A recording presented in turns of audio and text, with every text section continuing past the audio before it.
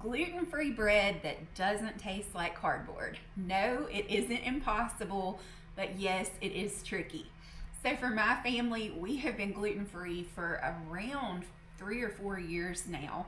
Both of my children have celiac. I also, turns out, have celiac, and so we're completely gluten-free, and finding good bread has been so frustrating. We've tried all the store-bought brands. Honestly, they all taste disappointing. They're all a terrible texture, real similar to cardboard. And so it became pretty obvious that we needed to make our own. And so over the course of a summer, I tested tons of recipes, and we found one recipe in particular that just makes a wonderful loaf of gluten-free sandwich bread. And that's what I want to show you how to make today. So come on in and let's make some bread together. Let's start with our milk. Now you might be saying, Amber, why are you putting milk in bread? Most bread recipes call for water. Well, we're using milk to give us a softer final product. When you add milk to a dough, it kind of impacts the texture and it just makes it a little bit softer and fluffier. And with gluten-free bread, we need all the help we can get to make the finished product soft. So we're gonna start out today with 3 cups of warm milk. I'm using almond milk. You can use coconut milk, you can use regular milk, any kind of milk will work. You want it just warm, not hot, just warm. And then to our milk, we're gonna add some honey. So I'm adding 8 tablespoons of honey right into our milk.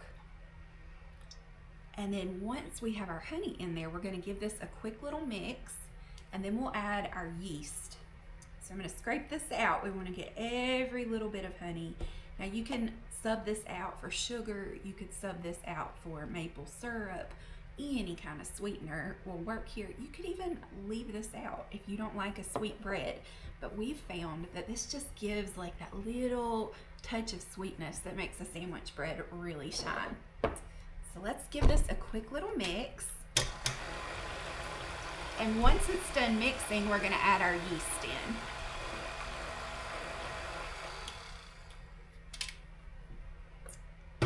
Okay, now we're going to add a tablespoon of bread machine yeast, or you can use the active instant yeast. So you want to make sure you're using a fast rise yeast for this recipe, because we're not going to let this sit in proof for hours. This is going to be rather quick. So we're going to just sprinkle that yeast right on top of our warm milk and honey mixture. And we're going to walk away and we're going to let this sit in proof for about 5 or 10 minutes. All that means is we're going to let it bubble up, let that yeast come alive. And the honey and the warmth of the milk will make that happen rapidly. I'm already seeing some tiny bubbles forming. So let's give it just a minute and we'll come back and we'll start adding the rest of our ingredients. Okay, our yeast is bubbly and activated, so now we can start adding the rest of our ingredients. And next is flour. So let's talk about gluten-free flour for a minute. There are lots of options out there, but when it comes to a really good sandwich bread, this is the best of the best in my opinion. I'm using King Arthur gluten-free bread flour. Now they also have a gluten-free multi-purpose flour, which is great for things like pancakes or quick breads. But if you're going to make a yeast bread, you want the bread flour. It's a different formulation and it will come out so much better. So we're going to use this particular flour and we're going to add 6 cups of the gluten-free bread flour to our mixing bowl. So there's 1, 2, 3, 4, 5, 6. And we've got just a teensy bit left in there, so I'm going to just pour it in. Really, a 3-pound bag of bread flour is about what you need to make a double loaf, which is what we're making today. So our flour is in, but before we mix, we need to add a few more dry ingredients. So first we have baking powder, and we're going to add 8 teaspoons of baking powder, which seems like a lot, but it's because we're doing a double recipe.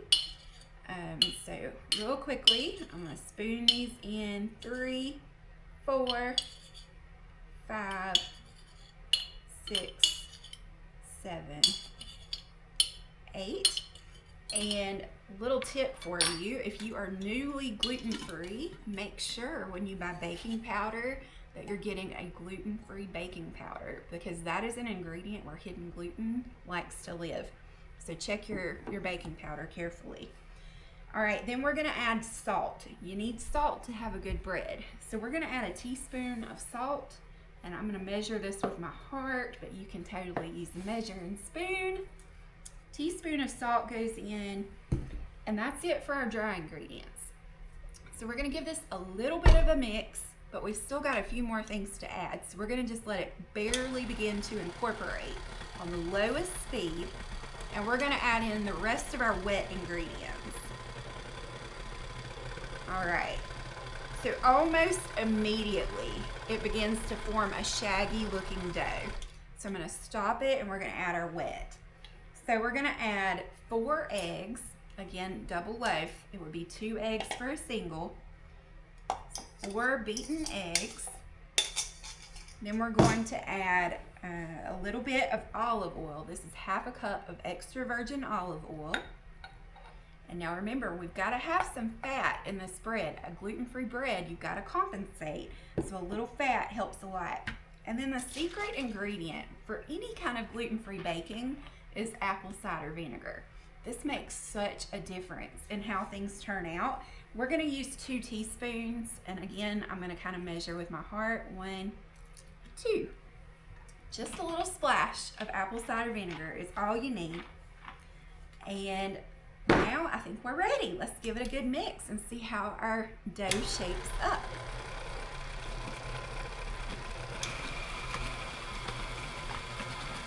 So when you're making gluten-free bread, you'll notice that this dough is not going to look like regular bread dough. Gluten-free doughs are much wetter. If you try to go for a consistency to match a traditional bread, you're gonna wind up feeling disappointed, and you'll get a bread that is just super dry and brittle. So you need it to be almost a pancake batter consistency when it goes into your loaf pan. And you do not have to be afraid of overbeating gluten-free dough. So with a traditional bread dough, we would knead it. But because there's no gluten to develop, you don't even have to knead when you're doing gluten-free dough. So you just mix it up really good until it all comes together. And you can see this is a very sticky, wet kind of dough. And that's exactly what we're looking for. We want it to be very sticky and wet. And then we're gonna pour this into our loaf pan, and we're gonna smooth out the top with our rubber spatula. So when you're doing your gluten-free dough, it should be good and wet and ready for your pan. And you wanna grease your pan good because this is gonna stick, okay? And Josh has already done me a favor here, and he already greased up my pan for me with some butter, so it's ready to go. So we're just gonna pour our dough right on in this pan. And we're gonna bake this at 375 for about 35 minutes. And just like any other sandwich bread, we're gonna need to let it rise. But because we used that fast-acting yeast, we don't have to let it rise all day or for hours. We just really need to let this rise long enough for it to kind of double. So typically for me, that's like just long enough to preheat the oven, and that'll do it. So once we've got our dough in the pan, now we're gonna smooth it out. And I wanna show you a little trick. If you will take your rubber spatula and dip it in some water and then bring it back to your dough, it helps a lot to get a really nice smooth surface.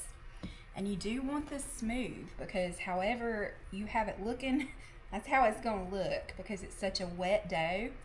So it's important to take this couple seconds and just smooth it out so you end up with a pretty loaf at the end of all of this.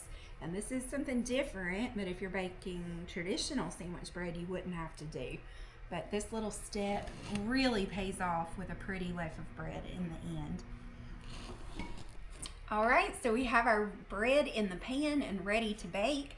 So our next step is we're gonna let this beautiful loaf rise. So I have a flour sack towel and I'm just gonna cover this guy up while I preheat the oven to 375. And then once the oven's preheated, it should be plenty risen, and we're gonna put it in to bake for 35 minutes. And after the timer's up, I'm gonna bring you back and I'll show you what our finished loaf of gluten-free bread that doesn't taste like cardboard looks like.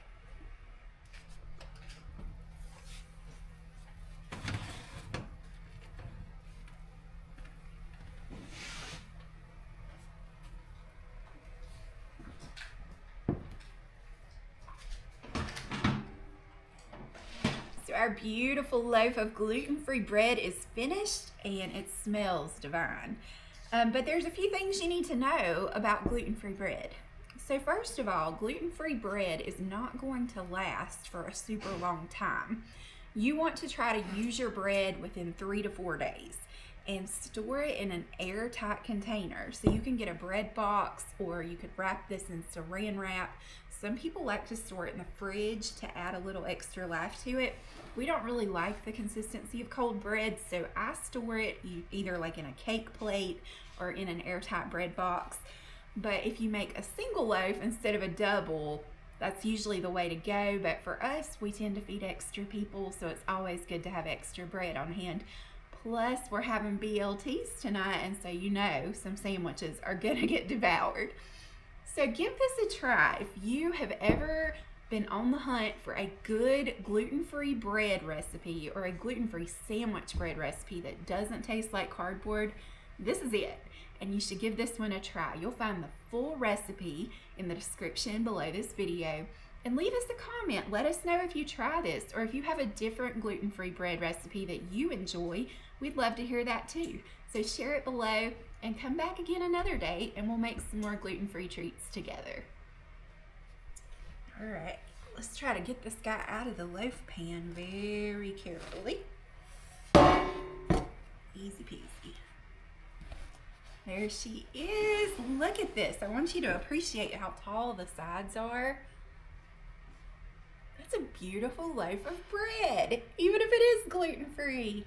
Yum. All right, let's let it cool, and then let's make BLTs for the family.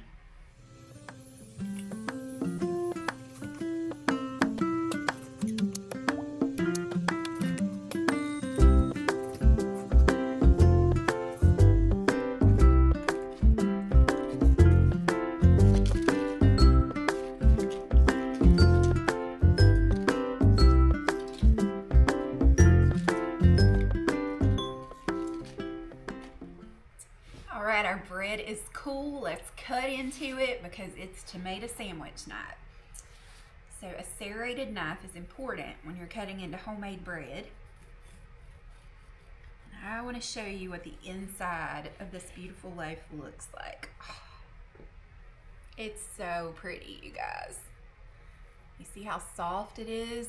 I can even fold it in half and it's not going to break. Most gluten-free bread is super crumbly. Cut another piece.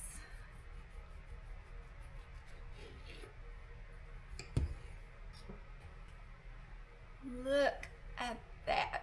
It's so pretty and very soft. Very nice.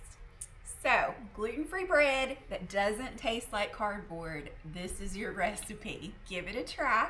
Let us know what you think.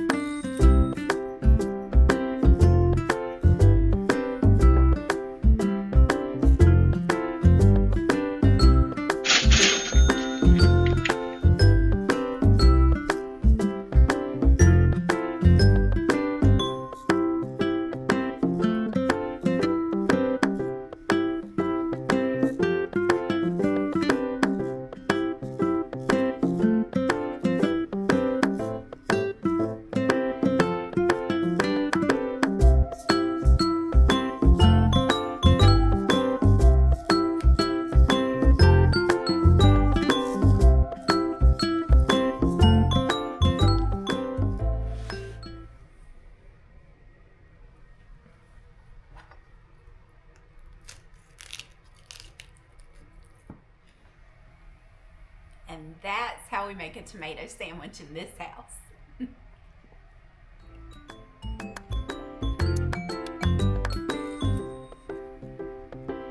Oh my gosh. That's so good. So good. You've got to try this bread recipe. And most of all, you've got to eat a tomato sandwich. So good, you guys. Let's see if it passes Josh's test. What kind of mayonnaise did you use? The only kind. That's a good answer. Duke's. What do you think? Excellent. And you're not gluten-free because you have to be, right? I'm gluten-free because I live with a bunch of people who are gluten-free. But I should probably be gluten-free. So, I do eat a lot of gluten-free bread. This is by far the best one for sandwiches. Make a tomato sandwich with your honey. It's the perfect way to end the day. Supper doesn't have to be fancy, does it? That's right. But it sure is good. It is good.